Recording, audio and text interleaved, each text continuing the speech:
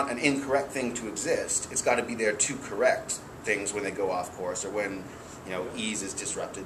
That's a necessary thing. But it's also important to realize that it is ripples on the pond, essentially. It's not to be taken as an end in itself. It's just a way of correcting things. And once again, when Crowley tells us these things that he goes against identity or he goes against mind, and he says, you got to get past these things to get across the abyss. He doesn't say that we're never going to use these things again, or we don't really need these things. He's just saying that you have that experience of that and that realization. These things kind of have to be left behind.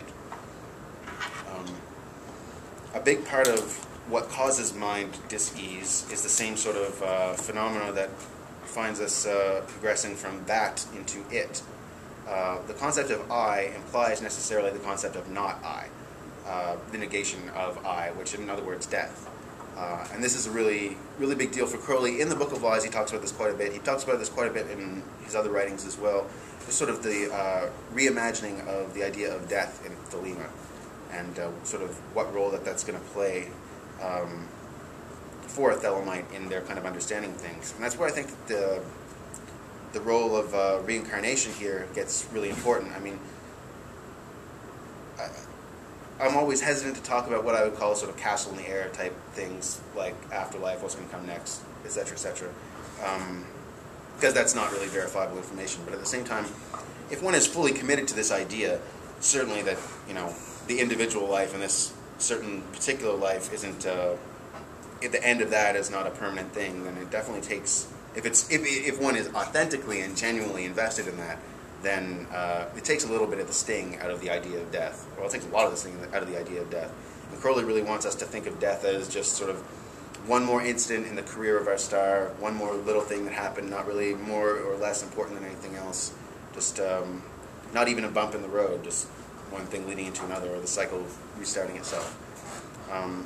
And this is a big deal. This is a really big deal because someone who's unable to make the leap, or make a leap to the idea that their life is continuous, isn't really going to be able to make it across the abyss, because at the end of the day, that fundamental contradiction, the idea of I and not I, has to resolve itself for all contradictions to resolve themselves. So any holding back at that point is devastating, and then you kind of wind up in a Black Brother type situation. And that's why it says in Liber 418, what bars up the Black Brothers and their pyramids? He said that they've sprinkled blood there to keep out the angel of death.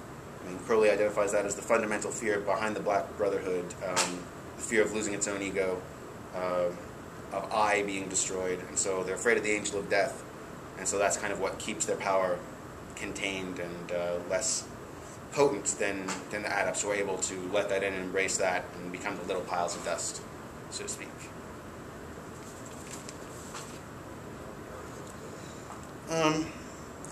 Now, on just a sort of personal level for Crowley, like I said, I think that he's trying to resolve his own life into these experiences, so you see this abstract stuff coming up beside or in tandem with the very personal stuff,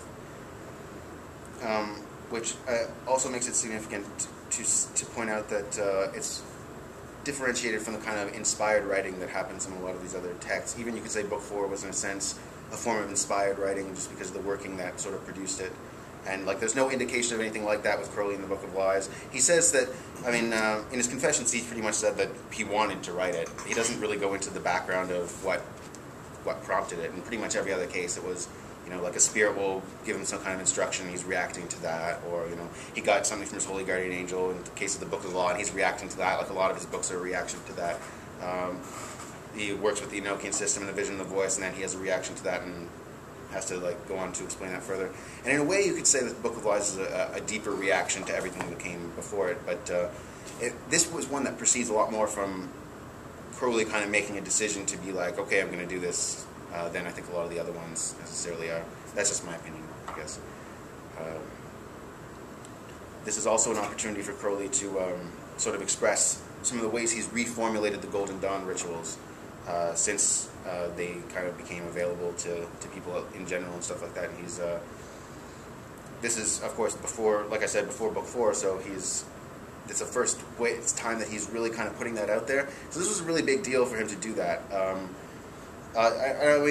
There's no point talking about the Star Ruby and Star Sapphire because that's pretty obvious. But there's other things that are less obvious that people don't talk about as much that I think should be pointed out as very useful as well.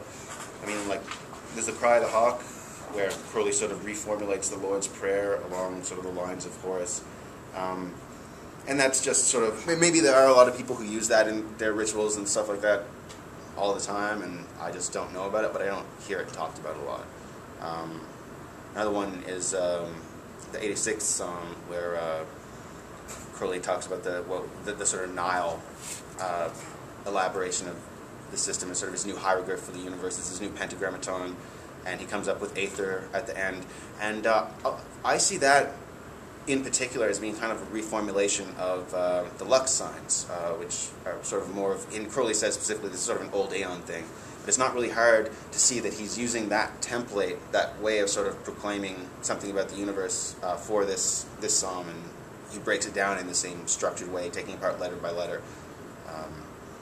And that's another thing that I found it very useful to replace those signs, or the Lux signs, with those things. I made up my own gestures. I don't know if Crowley had gestures. It's not really that difficult to come up with, though.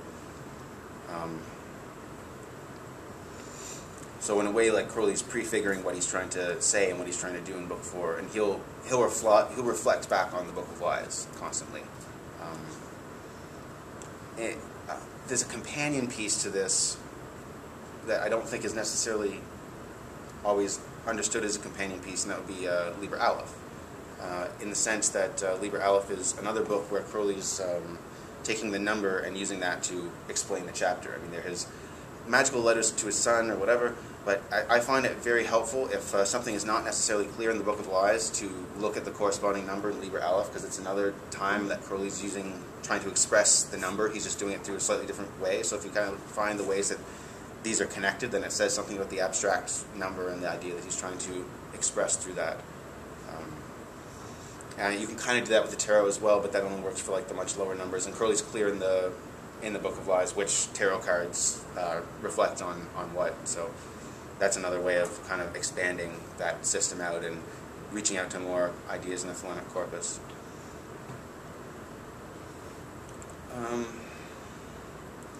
The consequence of this book,